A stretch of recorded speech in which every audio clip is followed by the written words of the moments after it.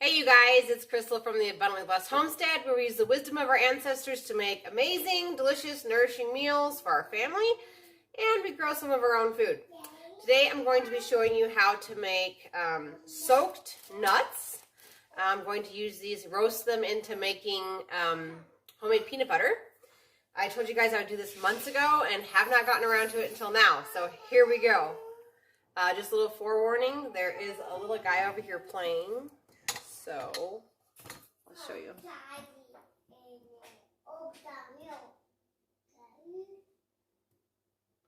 Okay, so there may be some truck noises or car noises or what have you. So the first step is to get 3 to 4 cups of water. I'm just going to go with 4 cups of water warmed up. So I have that going back here on the stove.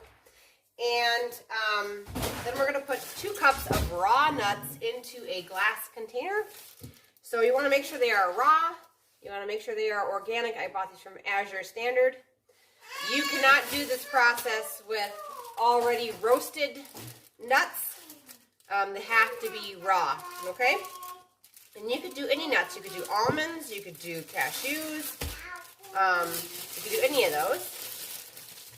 So basically, we're going to do the first step here, which is putting 2 cups of nuts into this glass jar here.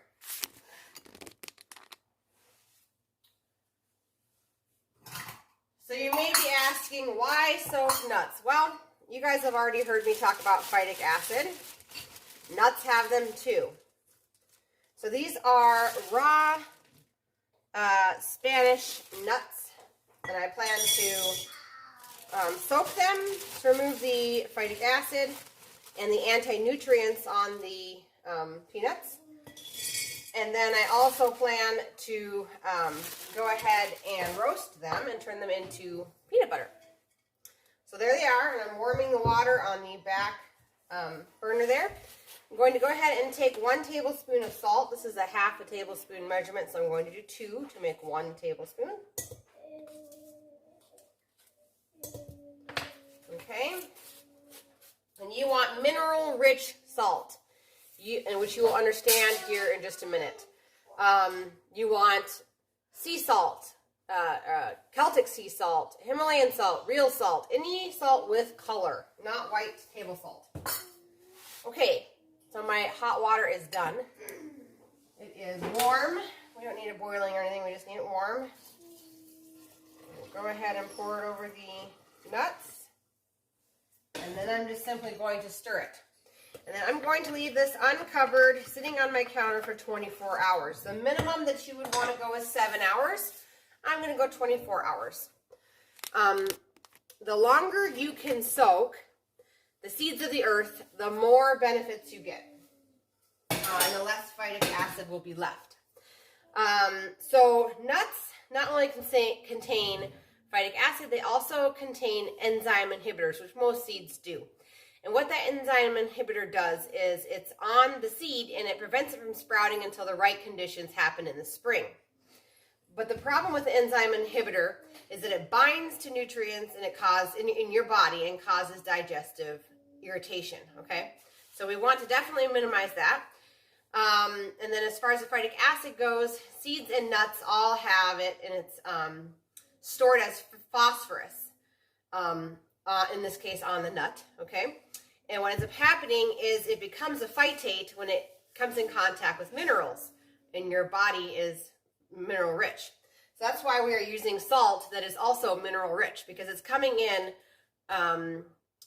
with contact with the minerals before it gets into your body. So you're giving it the minerals it needs to start breaking down that phytic acid. And so we want to make sure we remove all of that so that when it gets into your body, it's not trying to search out those minerals and taking minerals from the body to process it, which is basically essentially the definition of an anti-nutrient. We want nutrient-dense peanuts to make nutrient-dense peanut butter. Or if you're using almonds to make almond butter or almonds to make almond milk, I would highly recommend doing this process first with almonds, okay? For any of you moms out there, you know what I'm talking about. If you've ever had a toddler and you've changed their diaper and there's still solid food in there. We're talking corn, we're talking seeds, we're talking nuts. And the reason behind that is because they are unable to digest at that age certain proteins and nutrients, and their body's having a problem with the phytic acid and the enzyme inhibitors. So this is just another example, okay? So of a good reason why to do this. But that is all there is to it. That is how we soak the nuts. That was super, super simple. And this is going to soak, and then I will rinse them, and I will toast them. So I will bring you guys back for all of that. Hey, you guys, so it is the next day, bright and early. Here we have our soaked peanuts. They've been soaking for 24 hours. The next step is to rinse these, so I'll show you how to do that, and then we're going to get on to dehydrating them. This is a multi-day process, but luckily each step only takes a few minutes. So let's go rinse these peanuts. Okay, so I just wanted to mention that if you look at the top of this, there's a little bit of bubbles. Completely normal, completely safe, okay? And obviously I did more than 2 cups of peanuts. I ended up doing a lot more than 2 cups, but for demonstration purposes, I went ahead and just showed you the 2 cups of peanuts, 1 tablespoon of salt, and 4 cups of filtered water. So I think this is about half of a gallon of peanuts that expanded to almost a full gallon. So anyway, these are rinsed. That's all there is to rinsing, okay? And now we're going to go to the next step. Okay, so the next step is to take the peanuts that have been soaked for 24 hours and dehydrate them. I'm going to go ahead and set my dehydrator to 105 degrees. And we are going to start loading trays. And this will dehydrate for about 24 hours.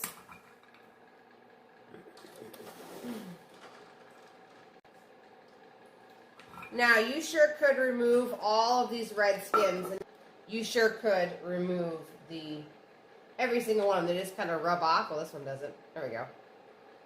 You could remove every single skin. But I was told that if you leave it on and you roast it with the skins on, they actually pop off and they add a lot more flavor to the peanut butter. So I'm going to leave them on just for sake of not wanting to spend 6 hours peeling peanut skins and also hoping that they do indeed add extra flavor. So I'm going to try and do a single layer of peanuts on each tray, and onto the dehydrator they go.